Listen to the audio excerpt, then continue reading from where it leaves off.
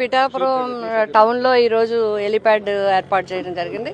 ఈ టౌన్ నుంచి కూడా టౌన్లో కూడా కొన్ని కాలనీస్ కూడా మునిగిపోయాయి. ఇప్పుడంటే కొంచెం వాటర్ తీయడం జరిగింది. ఇప్పుడు ఏదైతే ముంపు ప్రాంతాలు ఇంకా స్టిల్ ఈ 5 రోజుల తర్వాత కూడా వాటర్ ఉందో ఆ ప్రాంతాల గుండా మేము తీసుకువెళ్లాలని ప్రోగ్రామ్ ప్లాన్ చేసుకోవడం జరిగింది.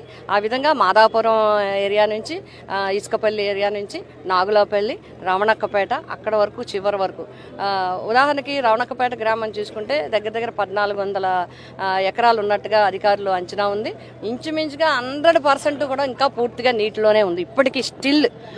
సంబంధించి 3 రోజుల పాటు 72 గంటల పాటు వరద నీటిలో నానితే అది ఎందుకు పనికిరాదు. అదే కొనసాగితే ఈ సీజన్ పూర్తిగా పోయినట్టే, ఖరీఫ్ పూర్తిగా పోయినట్టే.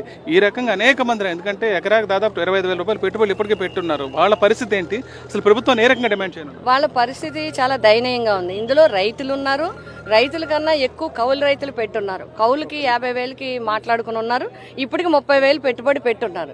ఇప్పుడు ఈ పంట పూర్తిగా పోవటం వల్ల కౌలు రైతులు చాలా తీవ్రమైన నష్టానికి గురయ్యే పరిస్థితులు ఉన్నాయి. కాబట్టి మేమేమంటున్నామంటే పూర్తి సహకారాన్ని అందించాలి.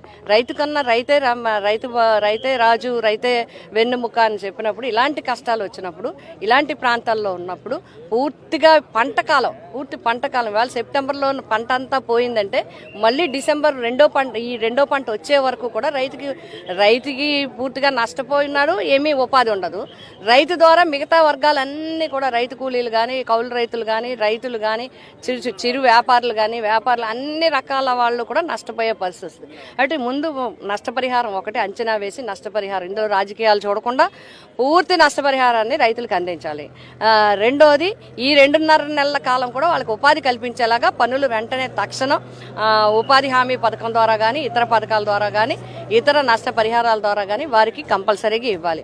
మరి ఇన్సూరెన్స్ ద్వారా ఏమొస్తుందో తెలియదు కానీ నేను అనుకుంటాను 21, ఇఫ్ ఐ ఆమ్ కరెక్ట్, నేను అనుకుంటాను 2021లో అనుకుంటాను నష్టం వచ్చినప్పుడు పూర్తిగా ఇన్పుట్ సబ్సిడీ కింద 40,000 రూపాయలు జగన్మోహన్ రెడ్డి గారి హయాంలో రైతులకు అందించడం జరిగింది.